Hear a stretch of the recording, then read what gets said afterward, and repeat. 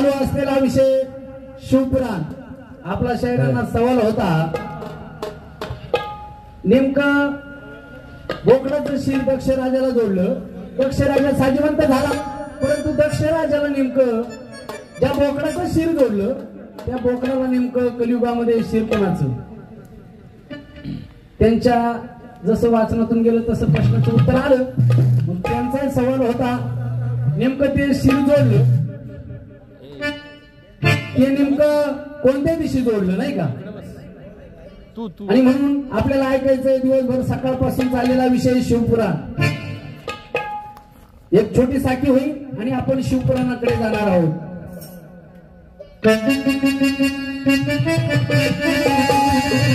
Hello.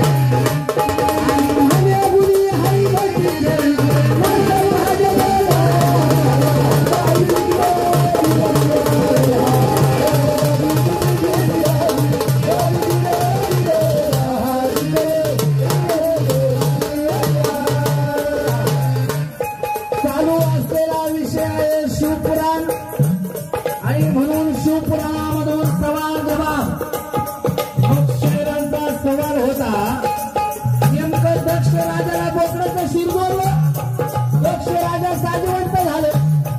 मग शैर मगा तुम्ही प्रमाण सांगितलं, जितकी देवावरील सत्ता प्रतिव्रता मग पतिव्रतेचा नियम आहे.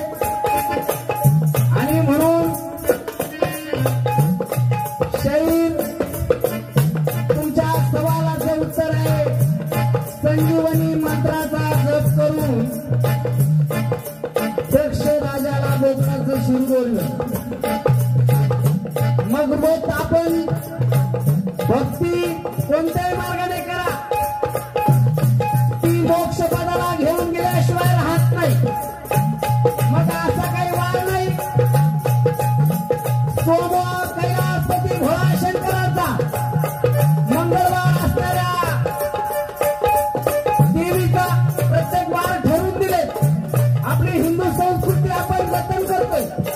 परंतु शरीर भक्ती करायला वेळ आणि नेमकं टाइम निश्चित केलेला नाही. शरीराने सांगितलं नेमकं व्रत कधी केलं, कोणत्या मंत्राचा जप केला. माझ्या जे वाचनातून गेले, मग शरीर अशी काही भक्ती करायला वेळ नाही. म्हणून साधू संतांनी सांगितले, भावे विना भक्ती, भक्ती विना मुक्ती, बळे विना शक्ती. बोलू दे. मनामध्ये जर भाव जागा झाला तर देवाचं नामस्मरण कधी करू शकतो.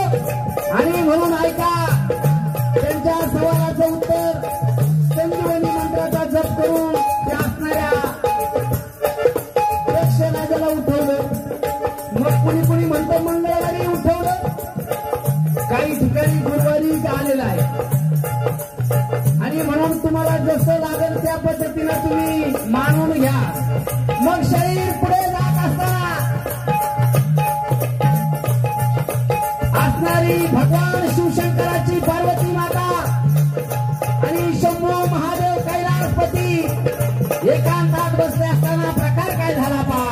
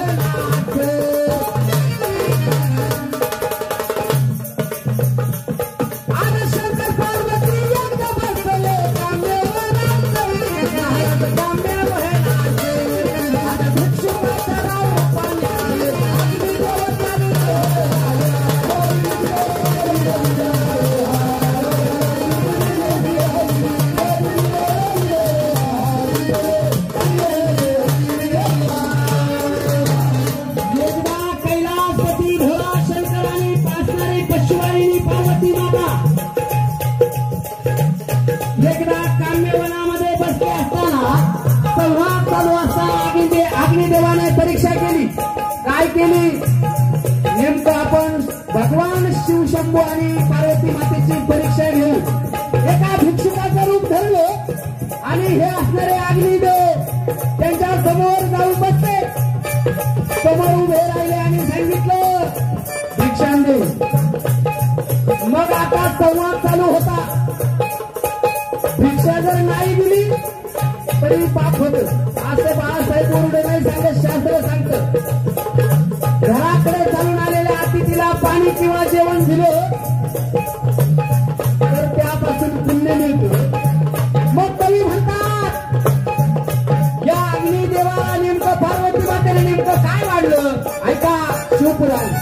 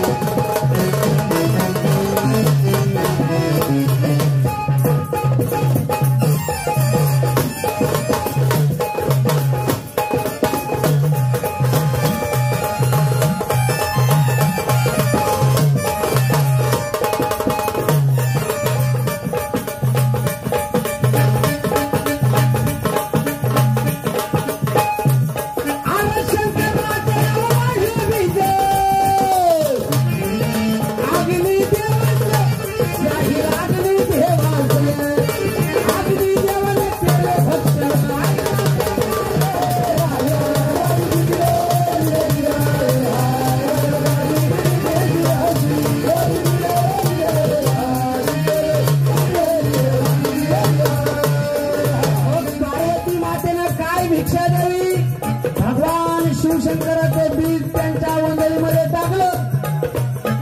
अग्निदेवाने गटकन ते गिळून टाकलं. मग अग्निदेव नेमका प्रकार काय झाला? अग्निदेव गरभार झाला. मग ऐका,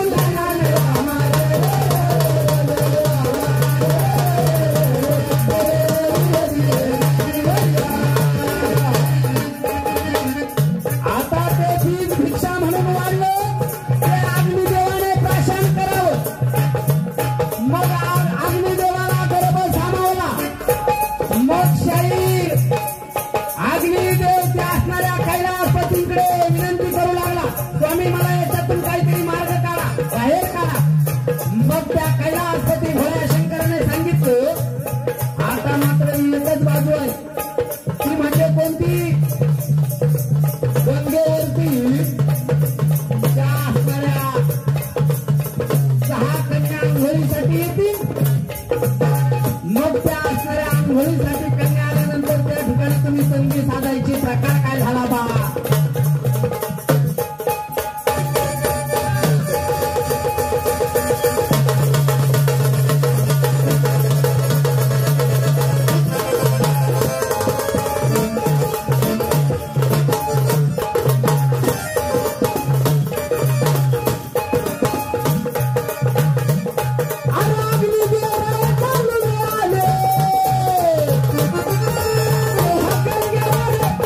Here we go.